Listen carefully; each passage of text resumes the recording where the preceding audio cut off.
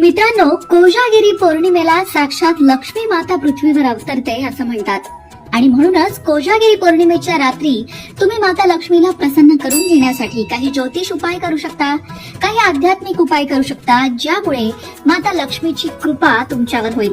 काय आहेत ते उपाय? चला जाणून घेऊया, पण त्याआधी चॅनलला सबस्क्राईब नक्की करा आणि आमच्या फेसबुक पेजलाही फॉलो करा. यंदाची कोजागिरी पौर्णिमा आहे 28 ऑक्टोबरला. कोजागिरी पौर्णिमेलाच रास पौर्णिमा, कौमुदी व्रत असंही म्हणतात. ज्योतिषशास्त्रानुसार या दिवशी चंद्र 16 कलांनी व्यक्त होतो. कोजागिरी पौर्णिमेच्या रात्री माता लक्ष्मी स्वतः पृथ्वीवर येते. हिंदू धर्मात म्हणूनच कोजागिरी पौर्णिमेला विशेष महत्व आहे. स्त्रिया या दिवशी उपवास देखील करतात. ज्योतिषशास्त्रानुसार कोजागिरी पौर्णिमेला काही खास उपाय आर्थिक संकटातून आपल्याला बाहेर काढू शकतात.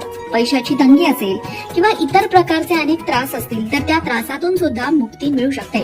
त्यातलाच एक उपाय म्हणजे तुमच्या घरात कायम तुम्हाला पैशाची कमतरता जाणवत असेल, सतत चणचण भासत असेल किंवा तुम्ही कष्टाने कमावलेला पैसाही तुमच्या हातात टिकत नसेल तर कोजागिरी पौर्णिमेच्या रात्री लक्ष्मीची पूजा करा आणि माता लक्ष्मी समोर 5 किंवा 7 कवड्या ठेवा.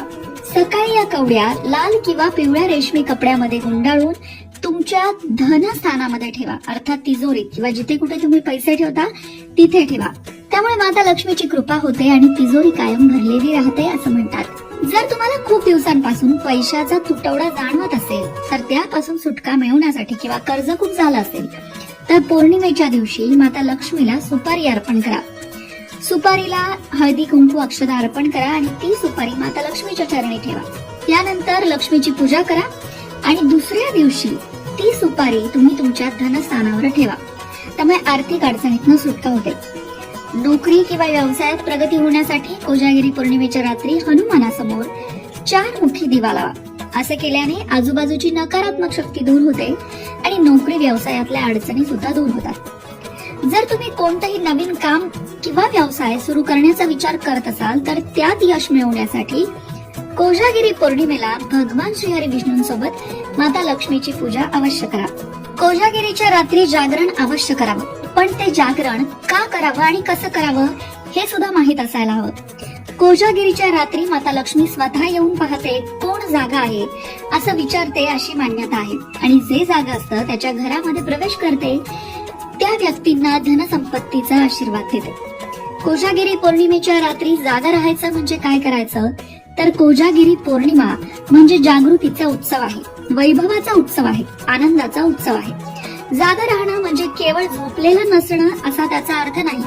तसं तर जागरण आपण रोजच करतो, परंतु कर्तव्याप्रती, धर्माप्रती आणि संस्कृतीप्रती जागृत असणं, अशा जागृत माणसाला लक्ष्मी प्राप्त होते. आळशी, प्रमादी, झोपाळू माणसापासून लक्ष्मी दूर जाते. कोजागिरी पौर्णिमेला चंद्र 16 कलांनी फुललेला असतो. ज्योतिषशास्त्राच्या दृष्टीने या दिवशी चंद्र पृथ्वीच्या जास्त जवळ असतो. संपूर्ण वर्षापेक्षा त्या दिवसाचा चंद्र सर्वात मोठा वाटतो. चातुर्मासात मेघ भरलेले असल्यामुळे चंद्र दर्शन होत नाही. त्यामुळे पाऊस गेल्यानंतरच्या निरभ्र आकाशात चंद्र अधिक आकर्षक वाटतो. चंद्राजवळ सुंदरता आणि शीतलता आहे, ती आपल्याही आयुष्यात यावी हा चंद्र दर्शनाचा हेतू.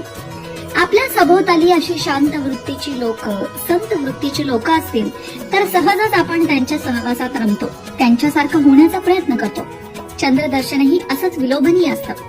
कोजागिरी निमित्त त्याच्या सानिध्यात वेळ घालवणं हे निमित्त, त्या निमित्ताने खाण्याचे, गाण्याचे कार्यक्रम रंगतात. चंद्रावर आधारित गाण्यांनी वातावरणात आणखीनच प्रसन्नता येते. लक्ष्मीचं वाहन हत्ती असल्यामुळे पाटावर रांगोळी किंवा तांदुळाने हत्ती रेखाटून हळदी कुंकू वाहिले जाते, फुलं, हार वाहिले जातात. श्री सुक्त किंवा देवीचं सुक्त म्हटलं जातं किंवा महालक्ष्मी अष्टक म्हटलं जातं. चंद्राला आणि माता लक्ष्मीला दूध साखरेचा नैवेद्य दाखवला जातो. चंद्र किरण दुधात पडल्यावर तो प्रसाद सर्वांना वाटला जातो. दुधाच्या जोडीला पोह्यांचाही बेत ठरलेला असतो. पण यंदा मात्र कोजागिरी पौर्णिमेला चंद्रग्रहण आलं आहे. त्यामुळे चंद्रग्रहणाच्या दिवशी तुम्ही पूजा करा, माता लक्ष्मीची आणि चंद्राची उपासना अवश्य करा. पण प्रसाद म्हणून जे दूध बनवाल ते खूप पिऊ नका. अगदी चमचाभर दूध तीर्थ म्हणून घ्या आणि बाकीचं दूध दुसऱ्या दिवशी घ्या. आता बोलूया आणखी एका उपायाबद्दल. हा उपाय अत्यंत प्रभावी आहे. कोजागिरी पौर्णिमेला चंद्रग्रहण आल्यामुळे तर हा उपाय आणखी जास्त लाभ देऊन जाणार आहे. तो उपाय म्हणजे कोजागिरी पौर्णिमेच्या संध्याकाळी तुम्हाला तुम्हाला माता लक्ष्मीची पूजा तर करायचीच आहे, पण त्याचबरोबर माता लक्ष्मीच्या श्री सुक्त या स्तोत्राचं पठण करायचंय 16 वेळा. लक्षात घ्या, 16 वेळा हे श्री सुक्त म्हटल्यामुळे माता लक्ष्मीची कृपा होते, आर्थिक अडचणीतनं सुटका होते. कितीही प्रकारचं कर्ज असू द्या, कशाही प्रकारच्या आर्थिक अडचणी असू द्या, त्या आर्थिक अडचणीतनं सुटायचं असेल तर कोजागिरी पौर्णिमेच्या संध्याकाळी लक्ष्मी पूजन करावं आणि श्री सुक्त 16 वेळा म्हणावं. आता श्री सुक्त म्हणायला थोडं अवघड आहे, कारण ते संस्कृत आहे. पण मग ज्यांना संस्कृत वाचता येत नाही किंवा म्हणता येत नाही, त्यांनी काय करायचं, तर त्यांच्यासाठी आणखीन एक स्तोत्र आहे. ते स्तोत्र म्हणजे महालक्ष्मी अष्टक. ते मराठीत आहे, अत्यंत सोपं आहे, छोटं आहे. हे महालक्ष्मी अष्टक तुम्ही 11 वेळा म्हणा. जर तुम्हाला 16 वेळा श्रीसुक्त म्हणायला जमणार नसेल तर महालक्ष्मी अष्टक तुम्ही 11 वेळा म्हणा. माता महालक्ष्मीची पूजा करा, महालक्ष्मीला तिच्या आवडीची फुलं अर्पण करा आणि तिच्या समोर बसून 11 वेळा महालक्ष्मी अष्टक किंवा 16 वेळा श्री सुक्त अवश्य म्हणा. ही स्तोत्र अत्यंत प्रभावी आहेत आणि माता लक्ष्मीच्या कृपेचा अनुभव देणारी आहेत. अनेकांनी ही अनुष्ठानं केली आहेत आणि त्यांना माता लक्ष्मीच्या कृपेचा अनुभव आलेला आहे. आणि म्हणूनच तुम्हालाही माता लक्ष्मीच्या कृपेचा अनुभव घ्यायचा असेल, आयुष्यात चमत्कार घडतात का हो, असा जर प्रश्न तुम्हाला पडत असेल तर श्रद्धा भक्तीपूर्ण अंतःकरणाने तुम्ही श्री सुक्त किंवा महालक्ष्मी अष्टक म्हणून बघा. कोजागिरी पौर्णिमा आहे आणि त्याच दिवशी चंद्रग्रहण सुद्धा आहे, त्यामुळे हा उपाय करण्याचा प्रभाव अधिक असणार आहे.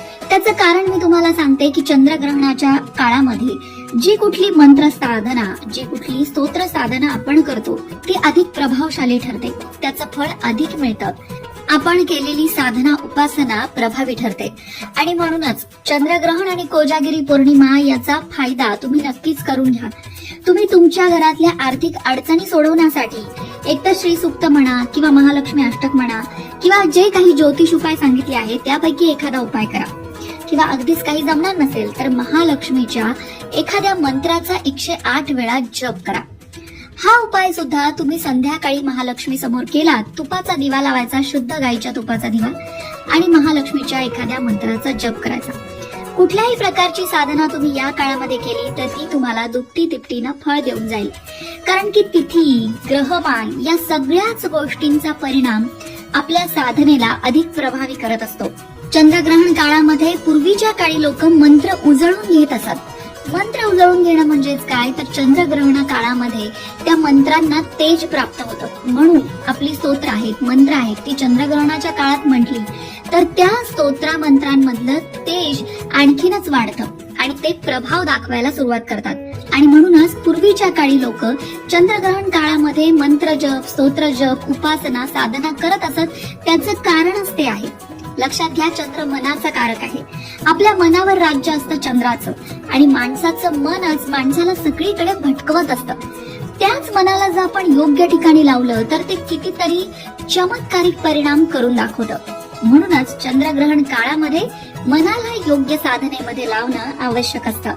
मंडळी, यापैकी कुठलाही एक उपाय करा, श्रद्धा भक्तीने करा आणि चंद्रग्रहण तसंच कोजागिरी पौर्णिमेच्या या सुवर्ण संधीचा लाभ घ्या.